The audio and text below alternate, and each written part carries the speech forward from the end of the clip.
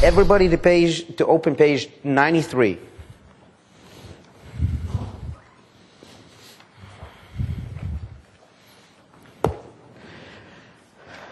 I know some of you right now have already decided that you are going to use Turnkey to Excellence, or we got the answer for answering your sales calls, and us work with you as a BDC company, where we call it virtual BDC, where we have all the girls, all the guys answering your calls. And I know some of you have already decided also to have your own. Regardless, congratulations. If you want to have your own and you have the energy level where we recommend that you do that, we believe that if you have your own BDC center, you will do a great job. The question is how volatile it is and how up and down. If you're using a good reputable company that can help you set up that BDC center, it's a very positive thing to do.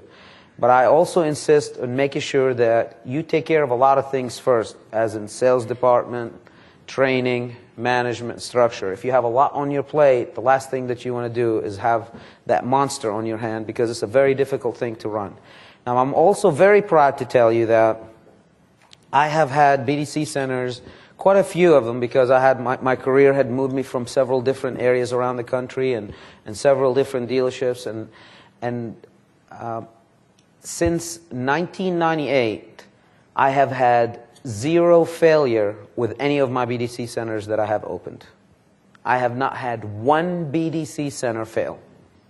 Now, we all know that 1 out of 4 BDC centers will fail within the first 75 days. So for me to stand in front of you and tell you that I've had 0 failures, there's something to be said on that. And the reason that I've had those 0 failures is because this particular 20-minute session that we're about to talk about. So whether you are planning to open your own, or whether you are planning to have a BDC center, yours or somebody else's, these facts you need to know about. You need to have it engraved in the back of your head. And I believe if you have your one that is already running, just by having 1 or 2 of these things implemented, you would actually have a much more effective BDC center that you got working. Now, BDC, what does BDC means? Business Development Center. What does CDC means? Customer Development Center. So they're one the same. One of them handles branding, brand advertising. The other one handles blind advertising. So far, so good? All right. Without any delays, let's go ahead and get started, please. 20 principles you must embrace. What does embrace mean? It's part of you, man. It's just part of you. It's not something that, you know, man, this is proven stuff. This is stuff that is real. This is not up for discussion. This is not what you call, well, let's take the grocery bag effect, all right? If you want your BDC center to work, these are the things that you have to do. This is where we're saying it's not up for discussion. It's not an option, right? Game on. Do not allow your GSM or salespeople to have any type of negative conversation with your BDC center. Why did I start GSM? That's the highest ranking officer that is not allowed to have interaction with a BDC center. And some GMs are really not allowed to have interaction as well, because they're in a role where they're glorified GSM. They're like, you know, floating here or there. They really don't have anything to do with service and parts, but somebody gave them a title so they can feel good about themselves. Okay, great. Awesome. Those guys are not allowed to handle BDC. Why? Can somebody tell me why? Those two different entities are programmed differently. One, they want customers to come in and buy a car. That basically, all they care about is to sell cars. The other entity, all they care about is to have customers show up. So you can see where some of the filtering process that the GSM or the salespeople would want would become very negative. So if you have one of your BDC managers or BDC people inviting a customer, and that general manager or general salesman, I can't believe you invited this customer back here again. I can't believe you guys brought all those people that don't know how to, I mean, they can't even, buddy, they're so broke they can't even finance a chewing gum. The only way I can get them done is on the Chinese payment plan, one lump sum. I mean, it's on and on and on. Your BDC is not an entity that can be messed with. That is the true Holy Land. I mean, I'll tell you how protective I am of a BDC center. If the light bulb is out on a BDC center and there is a fire in the middle of the showroom and one car has already blown up and there's some people that are actually like melting because of the heat, I will fix that light bulb first. Because without that BDC center, I'm not going to have any more customers. I'll fix the fire, clean the showroom, and I'll still have customers. If I don't have a showroom, that BDC center is working, I'll still have customers. Does that make sense?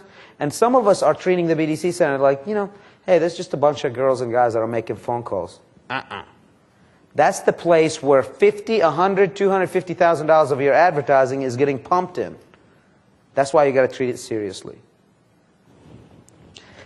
The only person who can talk with the BDCs is owner or GM/GM, and only if he or she is not directly involved in the sales process. We explained that point just the point before. So the only person that can deal with BDC centers is owner/GM, and only if he or she is not directly involved in the sales process. Now, are they involved? Could the GM be involved in the planning of the sales process? Of course, but they can't be sitting on the desk. If you have somebody like a working GM who sits there and work deals and close customers and all that, he can't talk to BDC unless it's positive. Like, thank you, appreciate it, keep up the good work. That's it. Those are the 3 words that they're allowed. Number 3, BDC and sales department have different goals. We explained that. The BDC wants happy, excited people who want to look at a car. Is that true? They just want happy, excited people to look at a car. And that's what they want to give people over the phone. Hey, I want you to come and look at a car. The sales department wants the pre-qualified, they want the pre-qualified gyms with perfect credit. That's all they care about. I want somebody that has $5,000 down, somewhat of a weak mind, preferably pre-approved, and ready to ink up on the first pencil. And after that, bump. 2 different goals. Do not treat the BDC team like a sales force. They are completely different types of people. The BDC type, we already know what they want, right? They want security. They want affirmation. They want fulfillment. They just want to feel that they're going to come in, work their 8 hours, and tomorrow there's a job, and on Friday there's a paycheck. And if you want to motivate me with a balloon or a gift certificate for Starbucks or something like that, that's great. The salespeople, they want challenge. They want growth. They want money. And the money, they want it to be big. And more importantly, they want opportunity. And they definitely don't want to work for it. Which means that if you provide them all that opportunity and they have to go to the extra mile to get it done, they're not interested. The BDC, entire BDC is a very sensitive department. You cannot treat them harshly or expect results. Let me just slow down here a little bit. If a GSM is involved in there and they bring, the BDC have about 20 appointments, and the first 3 show up, and the 6-car Fred and 7-car Bob meets those people. You guys know about 6-car Fred? Okay, got him. How about Bob? Anybody got a Bob? All right, he got him. He got both of them, so you guys are in good luck. Okay? And 6-car Fred just meets the guy. Hey, how you doing? Hey, man, Mindy invited me to the dealership, and Mindy told me that I need to ask for this person, and she always told me I'm pre-approved. Because some of those BDC customers, they come in and they recite, don't they? Blah, blah, blah, blah, blah. Of course, Fred, 6-car Fred, what is it? 6-car, what is it? 6-car Fred, yeah. 6-car Fred jumps in front of 7-car Bob, and he tells, I got this, Bob. Listen here, honey. You know, Mindy's a call girl. All right. They're paid into bringing you here. As a matter of fact, they lie to our customers. But the good news, I got this, all right? I've been here for a long time. I'll tell you what you need to know, what you don't need to know, and I'll get you out of here in 5 minutes. Come follow me. Do you have your check stub with you? No. Well, listen, don't follow me. You should go ahead, go home, get it, and when you come back, I'll work with you. Make sure you bring your down payment with you. Now, am I exaggerating? Absolutely not. Word for word, it was told to customers. These people, they're just call people. They're call girls. They don't know any good. So what happens there to that customer? No credibility. The second customer, third customer, they all ask for the GSM. The GSM meets. Now he has been pre-warned and pre-programmed and trained by 6-car Fred and 7-car Bob. Those guys know how to close their GSM. Listen, dude. These call girls are destroying our floor. The customer gets antsy. The GSM is in a negative peace of mind. He gets lit up by the customer because he has no skill, because the only way that he got promoted is through what? Time in the business. Not skill, not talent, not attitude, not leadership. He was just around for a long time. We couldn't get rid of him, so we promoted him. And now what he's going to do, he's going to stick his chest out and go straight to the BDC center and kicks the door in. One of you, just one more customer. I just need one more stinking customer to come and tell me they're approved. I'm going to come here and fire everybody. You got me? And walks away. What's going to happen to that BDC center? Are they going to set any more appointments? Oh yeah, they will. They're going to call every single customer that has an appointment that day and make sure that they cancel that appointment. They're going to set the appointment for somebody else because they don't want to get fired. And then we always wonder why a BDC center fails. It's not because of the trainer. It's not because of the BDC girls. Because those are brainiacs that you guys got on the sales desk. And that's why, no matter how great my sales manager, I mean, how positive can I get of a person other than Daryl St. Romain? I mean, could we get a more positive person to work the floor? Were you allowed to get in the BDC center? Nope. Not allowed. Separation. Why did we not fail versus fail? Some people fail is because of these rules. That's why I said these things are not up for discussion if you choose to have your own BDC center. I like some of you guys' dealerships, and I think he knows who I'm talking to. The BDC center is attached to the break room. You are destined for failure. Because all the salespeople, when they're having lunch, are they talking what a wonderful place it is and how great BDC is and what nice traffic we got? Or what are they saying?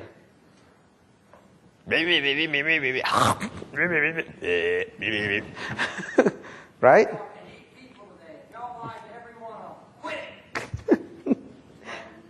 Okay. So, moving around. So what did we find out just this morning so far? We find out that he has 6-car Bob, 7-car Fred, and it says BDC.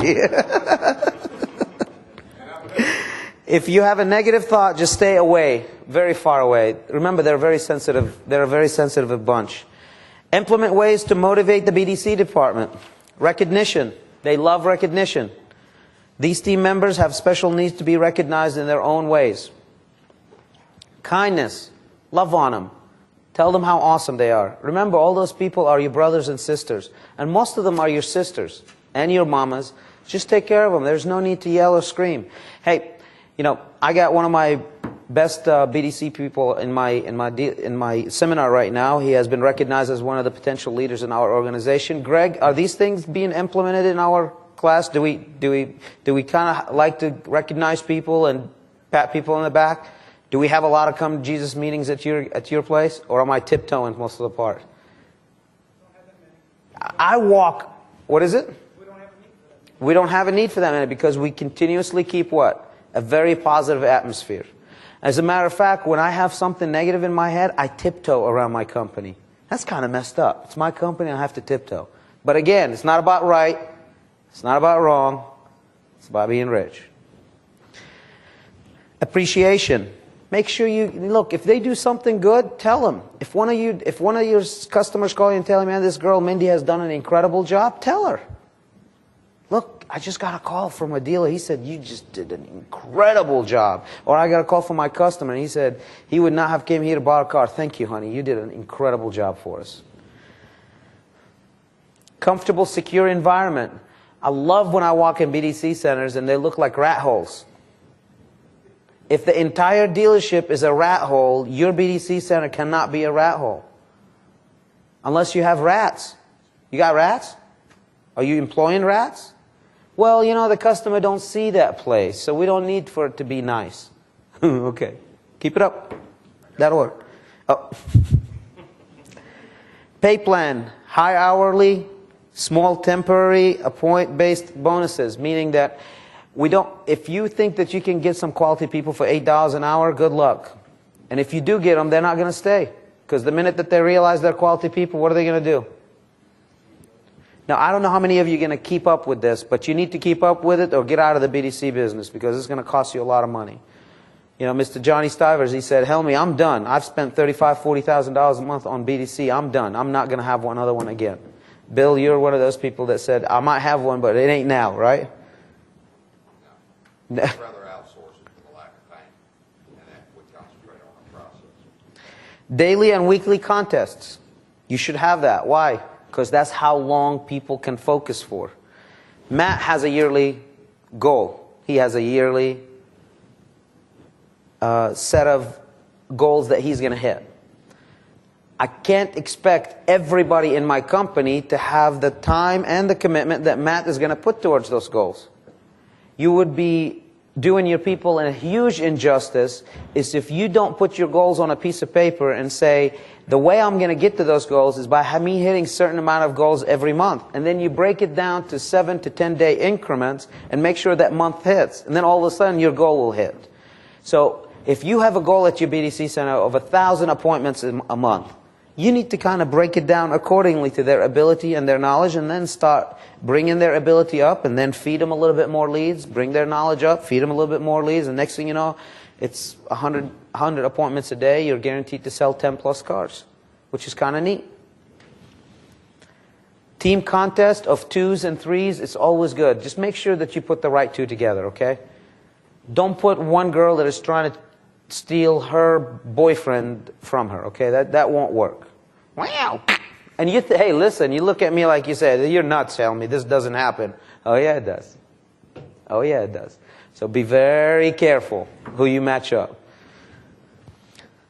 20 pins, again, number 8, simple requirements. Listen to this, guys. If you have your own BDC center, you must provide these numbers. If you don't, you will fail. The reason behind that, they will be bored. How dangerous a woman being bored? If you're bored, are you dangerous? Are you?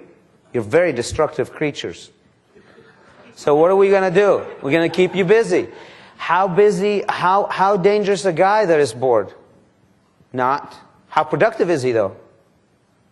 Not. So we go from very unproductive guys, which they are very dangerous because they're using our money, not producing. But how dangerous a woman that is bored? Oh man, she will engulf your whole company. I mean, she'll become the dragon that just burns everything down. It's true. Look, I'm not making judgments. I'm just stating facts. Am I? Are you busy at work, honey? Are you busy at work? Why do you think you're busy at work? That's what anyway, moving right along. You're busy, Robin, aren't you? I know you're the sweetest thing in the whole world. Are you? Taking care of all the incompetent men. Yeah, baby. Give her a big hand. Nevertheless, you're what? Busy. All right. Are we done on busy or do you keep going on busy? If your wife is not doing anything at home, get her busy. All right? Anyway.